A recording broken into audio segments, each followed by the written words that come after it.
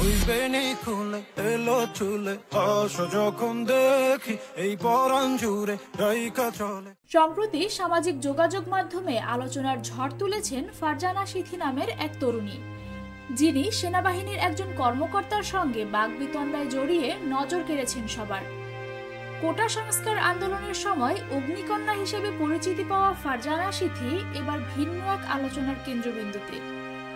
গণমাধ্যমের তথ্য অনুযায়ী ফারজানা সিথির বাড়ি যশোরে। তিনি আন্তর্জাতিক স্বেচ্ছাসেবী সংস্থা দ্য হাঙ্গার প্রজেক্ট বাংলাদেশের বরগুনা সদর শাখার সাধারণ সম্পাদক হিসেবে দায়িত্ব পালন করছেন। যদিও তার শিক্ষা জীবন সম্পর্কে ফেসবুক প্রোফাইল থেকে স্পষ্ট কোনো তথ্য মেলেনি। জানা যায় তিনি government college of applied human সায়েন্সের 2019-20 সেশনের শিক্ষার্থী। নিজেকে ঢাকা বিশ্ববিদ্যালয়ের শিক্ষার্থী হিসেবে পরিচয় দিলেও এ নিয়ে সংশয় দেখা দিয়েছে। ইন্টারনেটে ছড়িয়ে পড়া বিভিন্ন তথ্যে ফারজানা সিথিকে বৈষম্য বিরোধী ছাত্র আন্দোলনের সমন্বয়ক হিসেবে উল্লেখ করা হলেও 158 সদস্য বিশিষ্ট তালিকায় তার নাম পাওয়া যায়নি। তার ব্যক্তিগত জীবন, পোশাক, চলাফেরা ও জীবনযাপন ঘিরে সামাজিক যোগাযোগ মাধ্যমে চলছে তুমুল আলোচনা ও সমালোচনা।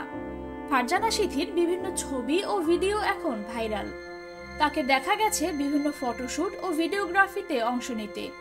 সেনা কর্মকর্তার সঙ্গে তার আচরণের ভিডিও ট্রল এবং মিমের বিষয়বস্তু হয়ে উঠেছে। নেটিজেনরা এই ঘটনাকে কেন্দ্র করে নানা মন্তব্য করছেন এবং ফারজানা সিথির আচরণকে উগ্র ও অশোভন বলেও আখ্যা দিচ্ছেন।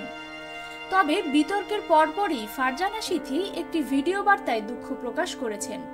তিনি স্বীকার করেছেন যে সেনা কর্মকর্তার সঙ্গে তার আচরণ অশোভন ছিল এবং এমনটা কোনোভাবেই করা উচিত হয়নি। ভিডিও বার্তায় তিনি বাংলাদেশ সেনাবাহিনীর কাছে ক্ষমা চান এবং এই ঘটনার জন্য অনুতপ্ত বলেও জানান। ফারজানা সিথির এই ঘটনা যেন আমাদের মনে করিয়ে দেয় আলোচনার কেন্দ্রবিন্দুতে থাকা মানুষগুলোর প্রতি আমাদের সংবেদনশীল হওয়া উচিত। ব্যক্তিগত জীবন এবং চলাফেরা নিয়ে চুলচেরা বিশ্লেষণ করার বদলে বিষয়টি নিয়ে গঠনমূলক আলোচনা করা প্রয়োজন।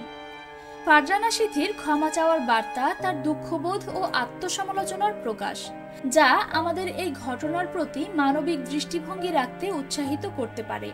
ফারজানা সিথি হয়তো বিতর্কের জন্ম দিয়েছেন, কিন্তু তিনি আমাদের সামনে রেখে গেছেন অনেক প্রশ্ন।